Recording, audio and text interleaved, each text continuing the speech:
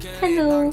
So, today, ticket selling ulit ng BTS for day 3 naman sa Bulacan. So, nag-open ulit sila for another day. And magta-try ulit ako sa last day, para sa last day. Tapos, magsisecure din ako para sa ibang friends ko. Sa isa kong friend. Tapos, yun na nga. So, nakita, pero nag-iintay na ako ng, ano ba? 8:10 na. Yan na. Nag-iintay na lang. Bale, 55 minutes and 50 seconds till the sale starts. So, hoping makasecure para sa last day. Oh my God, at sana madaming friends ko ang makasecure kasi ang dami kong friends na hindi nakasecure last time.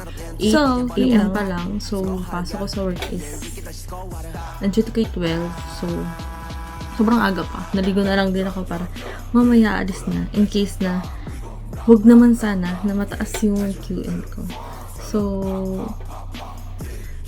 get ready. So, nakapag-moisturizer na ako. Tapos, magti-tinted sunscreen lang ako. Paubos na nga siya. Pero meron pa ako sige. Antok pa ako. Pero ang galing din ng kutob ko na parang may day 3 siya. Intayin lang talaga na sabi ko sa friend ko na intayin natin matapos yung sa Busan na concert. Kasi feeling ko maglalabas ng day 3 yan. Ito yung tsura ko. Hindi yung eye bags. Ano yan? Yung mascara ko kahapon. Hindi ko kasi inalis na ayos. Kaya ganyan siya.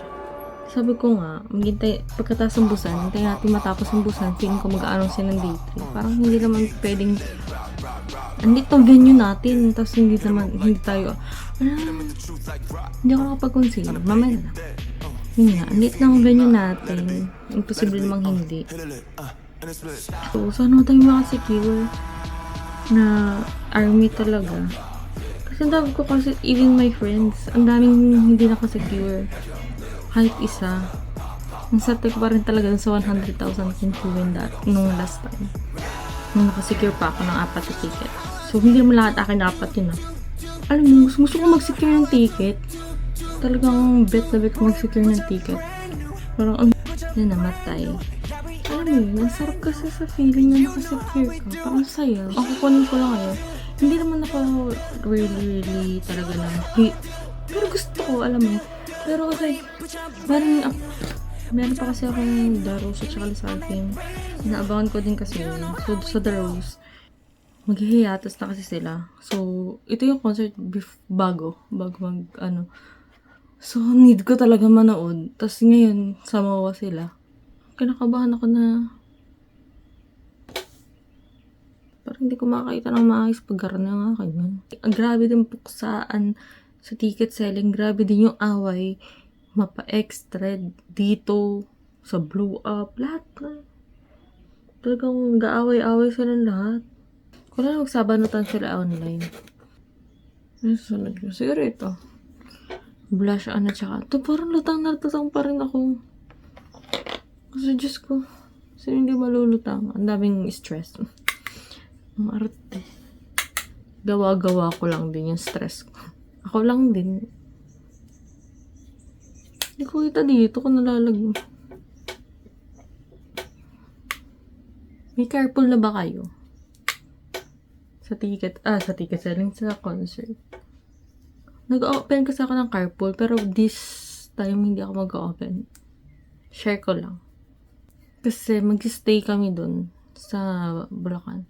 Actually, nung pagka-announce pa lang talaga na Philippine Stadium ang venue, naghanap talaga agad ako ng aming stayan. Sabi ko bunk house. Ang dami namin actually. Parang nung una, kung makakasecure lahat or G lahat, around 10, 12, ganun. Tapos nung secure na kami. Parang naging 8 kami. 8 na lang. 9. Basta ganun around. Konti lang naman hindi naman sobrang laki yung naalis. Pero, yun nga. Hindi kami kasi sa bangkas. Parang maximum ata pwede naman siguro pero siksikan kami. Tapos, hindi pa ata sila nag-open. Dahil nga, in case na Pero yun nga.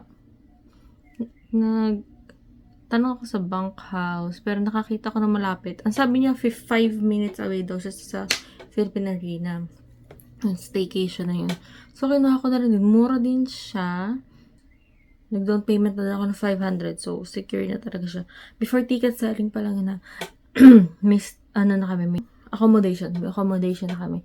Tapos, after nun, manifesting na lang din talaga na makasecure ng ticket. Sabi ko talaga, makakasecure talaga ako ng ticket. Talagang sabi ko, hindi pwedeng hindi.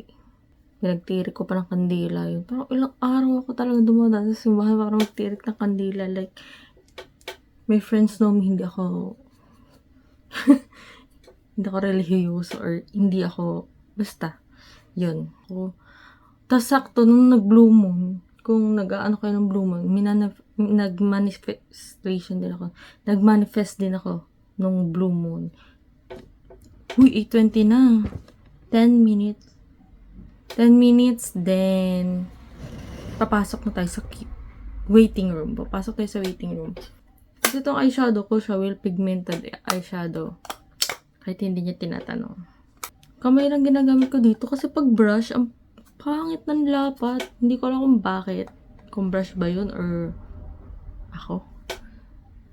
I don't know. Siguro hindi ako magmamaskara ngayon kasi katamad.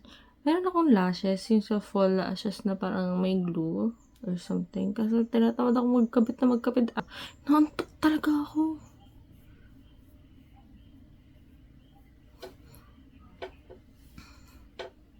Kita mo yun? Hindi ko rin kita. Naantok talaga ako, pero nag-almusal na ako. Pero hindi ako nagkape kasi pag nagkape ako, Diyos ko po, doble ang nervyos. Ayoko na nga. Anyways, good luck sa ating ticket selling. So, nasa waiting room na ako. So, 27 minutes na lang before the ticket selling. Naantok talaga ako.